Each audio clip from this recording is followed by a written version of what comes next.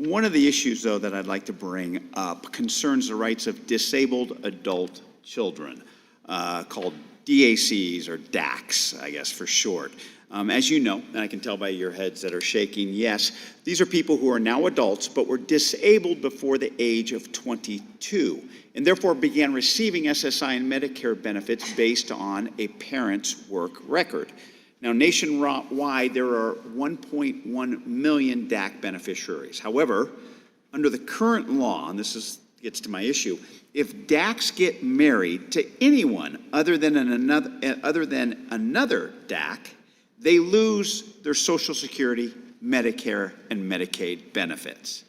Now, as you know, for disabled people, these benefits are truly a life and death matter, and losing them simply isn't an option, unfortunately. This issue strikes close to home in my district. I had a resident bring this to my attention. Her name is Lori Long, and she faces this very same challenge. See, as a DAC, she receives health and Social Security benefits, but she got engaged. And then she found out that marrying the love of her life would mean losing these benefits for the rest of her life. So understandably, Lori approached my office. She brought the issue to my attention, and we authored the Marriage Equality for Disabled Adults Act. This is a bill that would ensure DAC benefits, that they're not revoked when DACs get married, so that people like Lori never have to choose between their livelihoods and love. So, Mr. Chairman, first I'd like to ask unanimous consent to submit the text of my legislation for the record.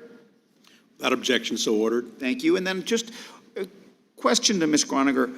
The DACs that I've spoken with want nothing more to live a normal life, and that means marrying the people they love, in my opinion. Do you know of any other law for a DAC to be married without losing their benefits? I don't. I think that this bill makes a lot of sense. I think that people should be able to get married if they so choose, and that we shouldn't be disincentivizing it by forcing them to choose between marriage and their benefits. Exactly. Now, my conversations with disabled constituents are pretty much similar to people who are proud to live full lives, especially when they can participate in the workforce and their communities. But can you speak to the people who were unable to fully participate in the workforce because of a childhood disability?